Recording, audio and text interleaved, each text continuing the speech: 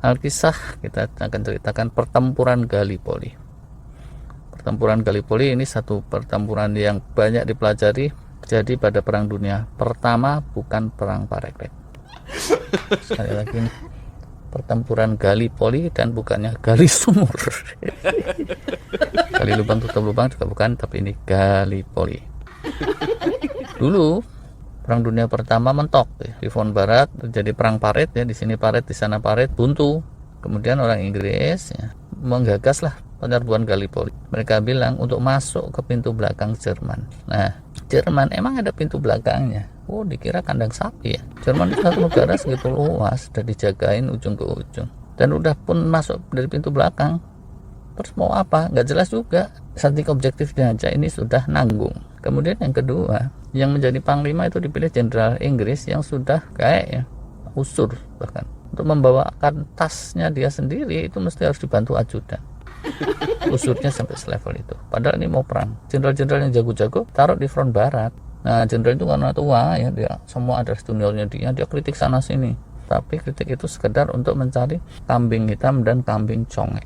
Kalau jenderal di mana-mana ya mengkritik tajam sama tentara lain yang lebih junior itu biasa ya kan. Tapi mestinya kalau pemimpin sejati dia mengkritik dengan kritik membangun. Mestinya logistiknya diatur lebih ketat lagi ya. Menyarankan logistik diatur lebih ketat lagi. Boleh ya kan. Ketat seperti legging ibu-ibu, legging macan tutul lah. Jadi diskusi-diskusi yang konstruktif seperti itu hanya memperbaiki.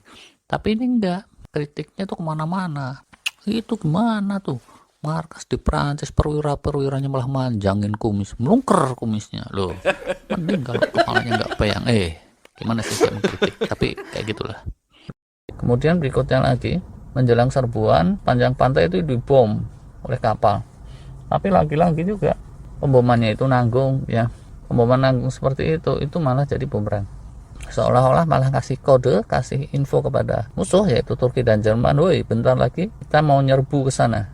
Artinya bom bisa-bisa jebret langsung pendaratan sebelum mereka bereaksi. Ini enggak, udah pembomannya juga nanggung. Selesai pemboman bukan langsung diserbu, masa dijeda dulu sehingga musuh bisa persiapan dengan sebaik-baiknya. Bisa kan kalau mau penyerbuan marinir tuh dari laut tuh dibom-bomin dulu. Nah ini di Gallipoli itu pembomannya juga setengah hati ya kan. Mau ngebom gitu ada celah yang sempit. Komandan kapal-kapalnya sekutu langsung bilang, wah jangan terlalu kesana-sana. Loh, jangan kesana-sana gimana komandan? Di situ tuh titik pertahanan utamanya. Masalahnya di situ banyak ranjau. Ya iya, namanya juga daerah pertahanan, masa iya banyak singkongnya? Kalau itu mah tukang cireng.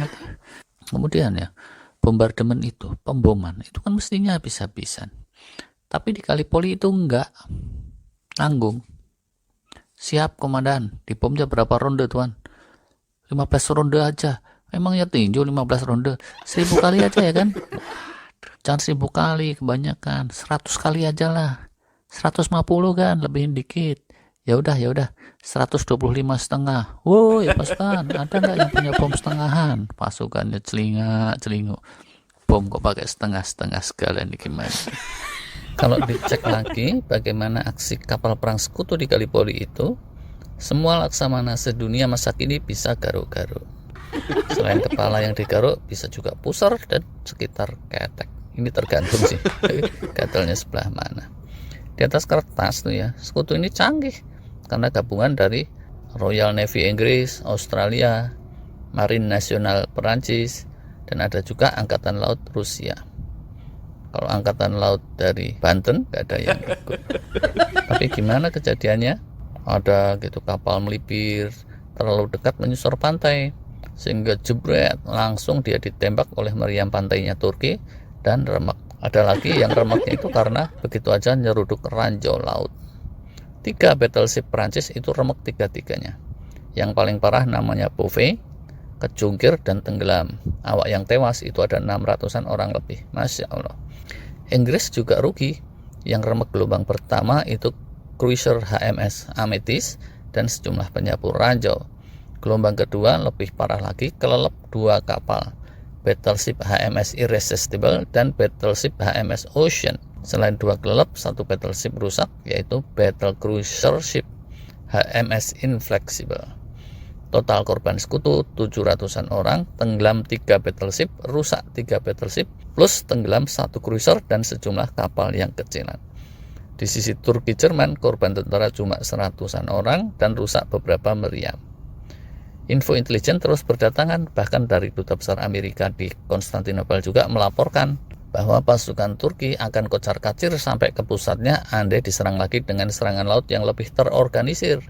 Tapi ternyata sekutu tidak melancarkan serangan lanjutan. Pasukannya gimana? Ada sih pasukan elit, pasukannya Australia, New Zealand, tapi jumlahnya terbatas. Yang sesisanya itu pasukan-pasukan baru dari Inggris. Betul-betul di antara mereka banyak yang baru pertama kali maju bertempur. Dukungan logistik juga aneh itu dalam operasi Gallipoli itu. Terlalu jauh. Jadi menyerang Turki, dukungan logistik adanya di Perancis sama di Mesir. Loh, pasukan kan ada yang protes ya kan, nggak ada yang lebih jauh lagi nih. Wah, lebih jauh lagi ada sih di Ranca Ekek. Wah, Ranca Ekek ke Cicalengka tuh rumahnya Ki Ujang. Oh, Numawi kan ambil beda 3 Garut. Oh, salembur atuh geningan. Wah, malah jadi ngobrol bahasa Sunda nih, gubrak ya kan. Nah, tapi dasar Turki dan Jerman juga sebetulnya tidak terlalu fokus di situ. Serbuan dari pasukan Anzak itu cukup sukses membuat pasukan Turki yang menjaga pantai kocar-kacir berlarian ke bukit dengan tidak teratur, tapi seperti orang ngibrit dudak anjing. Nah, anehnya pasukan yang sudah kocar-kacir itu bukannya dilibas habis oleh tentara-tentara pendaratan, malah ditinggal sarapan. Karena apa? Karena tadi cita-citanya nanggung. Cita-citanya pertama adalah menguasai pantai, setelah itu selesai. Tugas lain akan digarap oleh tentara lain. Dan kita dalam kehidupan sehari-hari juga sering seperti itu ya. Sorry bro, kita sarapan dulu. Nanti kopinya keburu dingin nih sama rebusan ubi. Walah, pasukan sekutu kok sarapannya ubi. Kentutnya bisa pulen tuh kalau kayak gitu. Gubrak lagi kayak gini. Sebagai kontrasnya ya, sementara misi dan perintah yang diberikan kepada pasukan pendarat sekutu begitu nanggung, di sisi Turki ada kolonel yang rada gila, yaitu Kolonel Mustafa Kemal. Saat dia kirim pasukannya ke garis depan, dia bilang, "Saya bukannya perintahkan kalian ke Gallipoli untuk bertempur, saya perintahkan kalian kalau bisa semuanya mati syahid aja di sana." Dengan perintah seperti itu, Turki yang lebih culun tentaranya dan lebih lemah persenjataannya ujungnya bisa bertahan tak terkalahkan di Gallipoli. Jadi di antara keberhasilan yang ada di Gallipoli itu untuk sekutu yang dinilai paling berhasil adalah pada saat mereka evakuasi. Mereka evakuasi tanpa keganggu sedikit pun oleh orang Turki karena mereka menjalankan tipuan-tipuan yang canggih. Tapi sekali lagi yang evakuasi itu bukanlah pemenang dari pertempuran. Nggak ada kan misalnya. Habis evakuasi terus tentara sorak-sorak, hore, kita berhasil ngacir, hidup ngacir. Ada nggak sih peristiwa ngacir yang dilakukan seperti itu? Nggak ada kan.